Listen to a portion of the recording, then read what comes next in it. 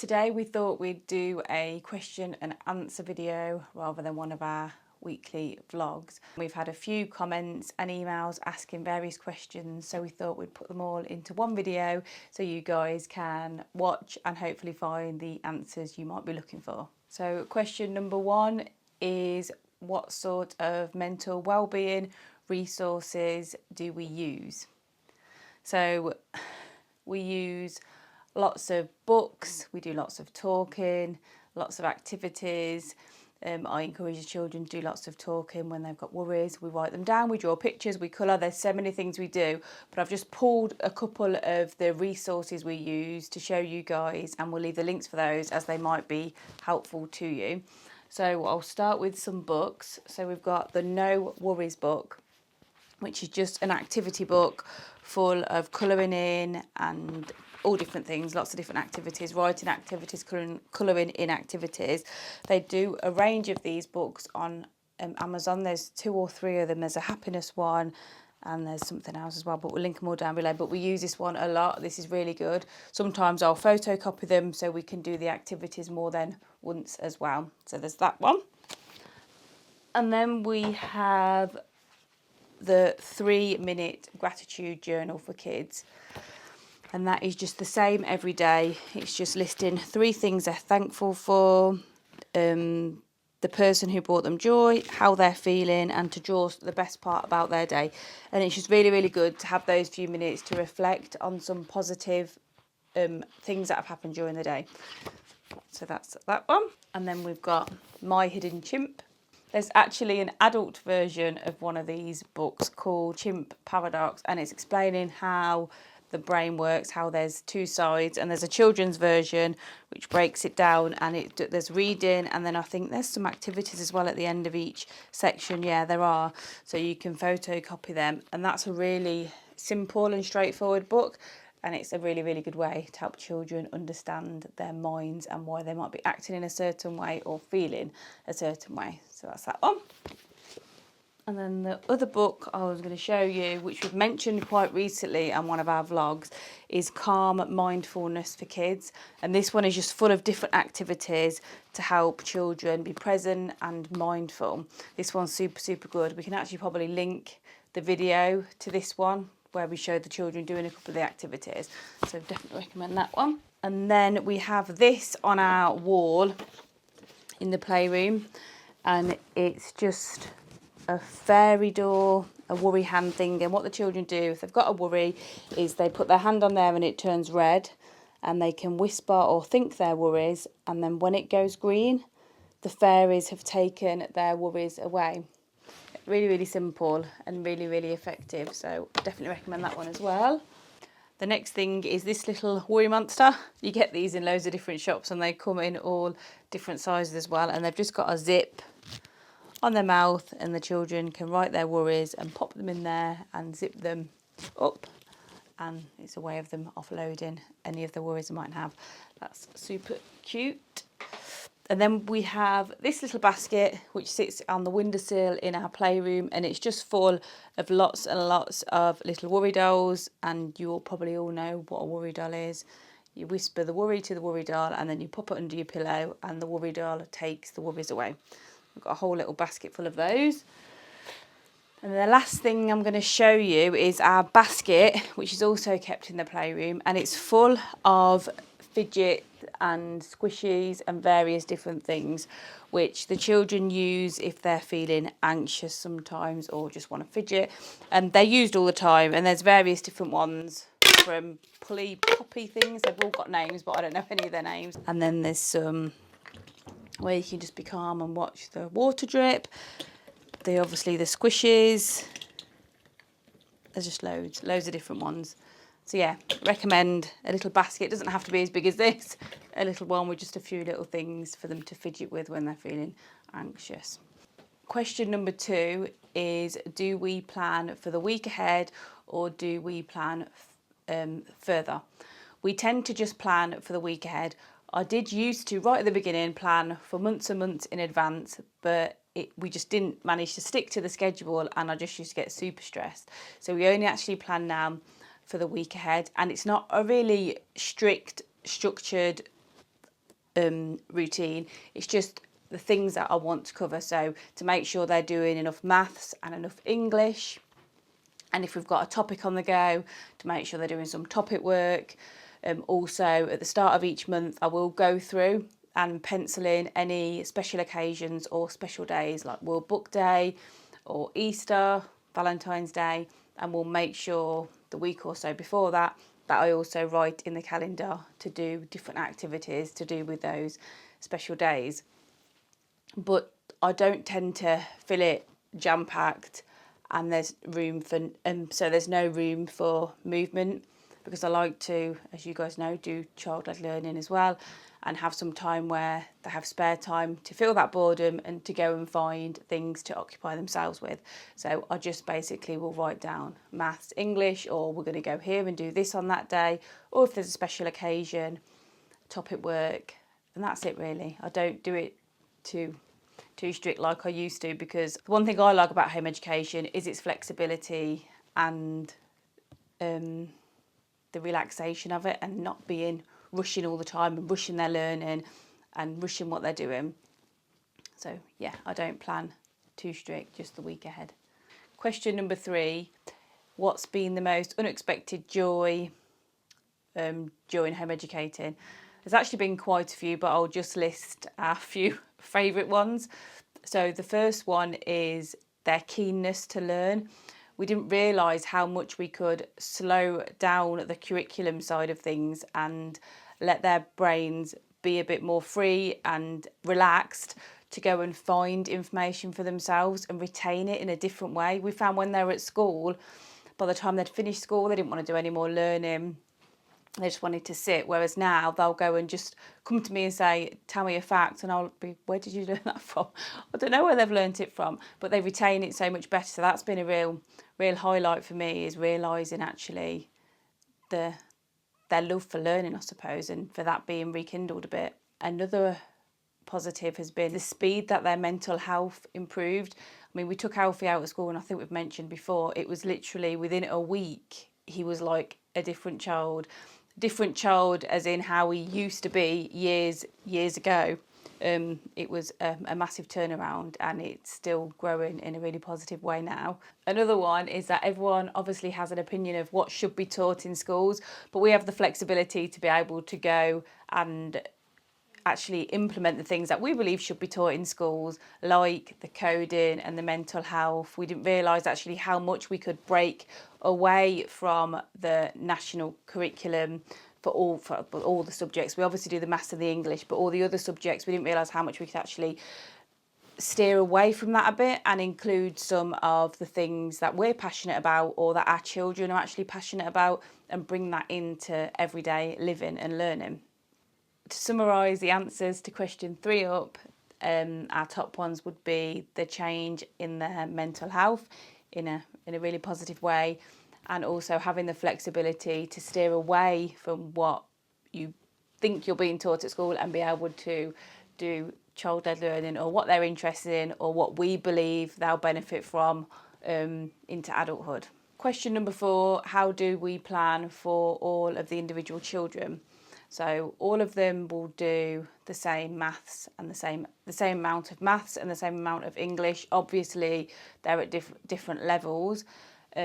Then we'll also have that free time for them to do their child-led learning. Like Alfie spends a lot of time in his garden, Millie with the animals, and obviously, as you've seen on all our vlogs, Ted will sit and play chess. So it's giving having the freedom to not fill the day with lots of structured learning, and to encourage their own individual interests as well. Also, we do want to do GCSEs for the core subjects, maths and English, and also look at where their interests lie and focus on doing GCSEs in those areas. Alfie's coming up to the age soon where we'll need to actually break him off a little bit more from what the other two are doing and spend a bit more time concentrating on the GCSEs he's going to want to take, and putting that bit more time into that. So question number 5, do we have any days where we just don't do any structured learning and where we just chill? The answer to that is yes. We have quite a few days where we don't do lots and lots of structured learning. We might just do a bit of maths and then have the rest of the day to do child-led learning, to play, to go and explore, to go outside, to bake, lots of other things. And we do have days where we just chill. We don't tend to plan for those days. It'll just be one of the children are feeling a bit unwell, one of them are feeling a bit overwhelmed, and we'll just put everything down, watch a film, play some games, go and get some fresh air. We also don't follow the school holidays, the mainstream school holidays. So if the children in the mainstream schools are off, we'll continue to do our structured part of the learning. It may be less those weeks so that the children can go outside and, well, before all of this, when they could go outside and play with their friends. Also, we'll take separate holidays, but it just gives the flexibility then where we don't feel as guilty by not doing structured work if we're working through some of the holidays. So it gives us that time then when we need it, as and when, to go and have a bit of chill and a bit of downtime. Question number 6, how have we all coped during this last year? So for us, we have been really in tune with the children, and we've been paying attention, and we've slowed down the structured learning quite a bit to be able to concentrate more on their worries and their anxieties, and also still just trying to make things fun because there hasn't been much to look forward to. So it's been trying to do more fun things, making bigger deals over special occasions like Easter and Valentine's Day. The children have struggled, and anxiety levels have obviously been so much more elevated due to the fact that we haven't been able to still go and see family and friends. The children haven't been able to go to the home ed days and to just be able to go out on holiday and, like I say, have those things to look forward to. But we've been in a really good position. Well, I see it as a good position because we've been able to actually just have more of the chill days that I mentioned in the last question, and just take the pressure off with where they should be and what they're learning. So we've coped, but we are definitely on countdown now and looking forward to the fact that we can start seeing family again and that we have holidays booked and days out. We're definitely ready to get back out there and to enjoy some family days out and seeing our loved ones and friends again. Number 7, what were the unexpected challenges for homeschooling and how did we deal with them? I think the hardest thing for us was coming to terms and realising that there wasn't going to be one set way to homeschool and then that is going to be it forever. As mentioned at the start, we were very much trying to replicate the school and to do all of the subjects and be working from 9 till 3, and the expectation of making sure it was all perfect and they were doing exactly what the children were doing in school. And within a couple of weeks, that just wasn't going to work, and that was quite clear for me to see. And that at first was a bit hard. I almost felt like I was failing a bit and thinking, well, I can't do what they're doing at school. And actually, I then realised I don't even want to be doing what they're doing at school. The whole point we're home educating is because I don't want to be doing what they're doing at school. There's so much more I want to be offering the children than what they're doing at school. But even then, if I think back to 3 years ago when we started, and then I had a plan as to how our days would look, it has changed. I'll probably say even monthly. It has changed monthly over the past 3 years because the children are always changing and their passions are always changing and everyday life is always changing. And so I think it's coming to realise that actually you're not going to have it sussed and you're not going to write it down and think this is how it is going to be until they finish school. It's just like everyday living. That changes all the time. Our lifestyles change all the time. And it's actually just going with it on a weekly or monthly basis and finding the flow through the struggles of life, and then when it's positive, and just knowing that they're going to be okay and they're not going to fall behind. And yeah, I've actually realised that now, and I'm actually fine with that. And I can see they're flourishing. I can see they're learning so much. Things I didn't even imagine they were going to be learning, they're learning. So yeah, just taking the pressure off myself and off the children and realising that it'll be okay. Question number 8 is how did we deal, or do we deal with local authorities?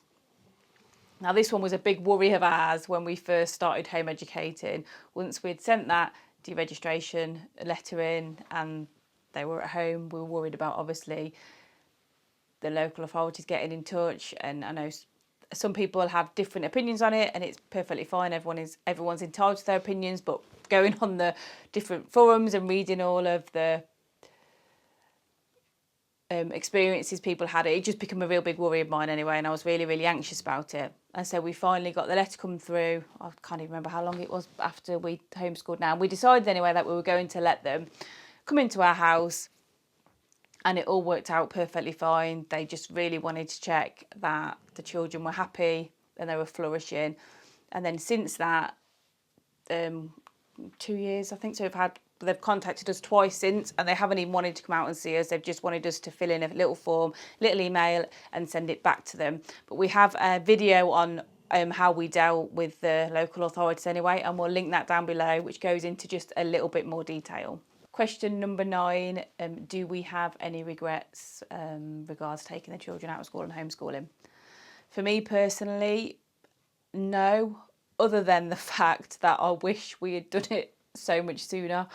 For us as a family, it just works perfectly for us, and I know it doesn't suit every family, but I just wish I'd taken them out of school so much sooner, especially Alfie, because he spent so much time struggling in school, and a big chunk of his childhood was spent in school, and I wish I'd had them at home from preschool age and been able to really let them run with their passions right from the word go. So that is really my only regret. I don't regret in the slightest taking them out of school, and I couldn't ever imagine putting them back in school either, unless one of them came to me and said, I really, really want to go to school, which I can't see happening. But if it did, then obviously that's something we would look into, and I'd never stop them from going to school, but I would never, off my own back, go and put them back into school.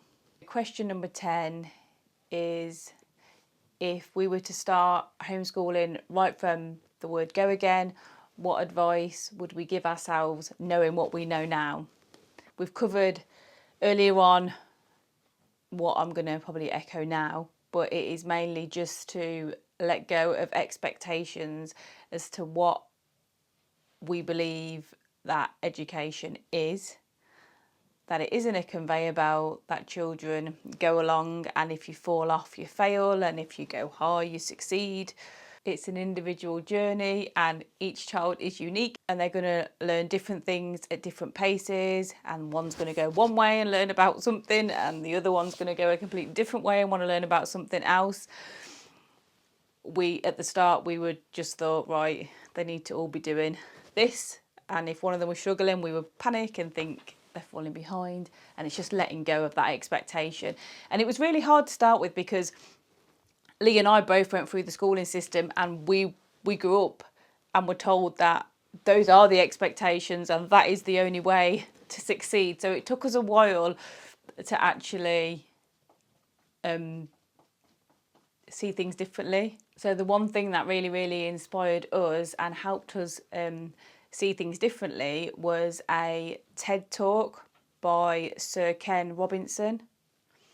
And we'll actually link that down below in case anybody else wants to go and watch the video. A lot of you probably have already watched it, because it's a really, really famous one. But us starting out the journey, I would have given us that straight away to watch and been like, right, watch this before you start anything else, and then have that break to watch where your children's interests are, and take the pressure off yourself and just go with the flow a little bit. So the question is, what are we all looking forward to doing the most now that lockdown is obviously about to be lifted and things are hopefully going back to some sort of normal? So for me, it is going on holiday and going on those days out with the children, whether it's to a children's farm, to a soft play, just being able to do those things that really, really make the children giggle, and for them to go to bed the night before and know that in the morning we're going out and we're going to do something fun. Also, being able to see our loved ones, which I think everybody is feeling, being able to see my mum and Lee's mum, the grandparents and our siblings is a massive thing that's keeping us going at the minute. Like I say, we're counting down the sleeps. So those are the things that I'm most looking forward to doing really, really soon. The thing I'm looking forward to most after lockdown is seeing my family and going out for walks with them. So the things I'm most looking forward to after lockdown is playing with my friends and going on holiday to nice places again. Next year, in fact, I really want to go somewhere hot, so I really want to be doing that next year. The thing I'm most looking forward to is a sleepover with my cousin Lacey. It's going to be so much fun. The thing I'm looking forward to most after lockdown ends is having barbecues with family in the garden, and also going back to some National Trust places, which the kids were really starting to enjoy before we had to stop for lockdown. I hope our question and answer video has been helpful and that you've managed to get some tips. Obviously, like I've said before, each family and home education journey is completely different, and what works for us may not work for the next person, and home educating your children might not work for every child either. But all we can go on is our experience and how much it works for us as a family. And yeah, that's all we can go on. Could you leave your top tips in the comments down below, as obviously we're keen to learn from you guys as well, anyone who's doing anything differently. Yeah, leave your tips in the comments down below, and we'll see you all again on Wednesday evening at 5:30 for another one of our vlogs. Bye-bye.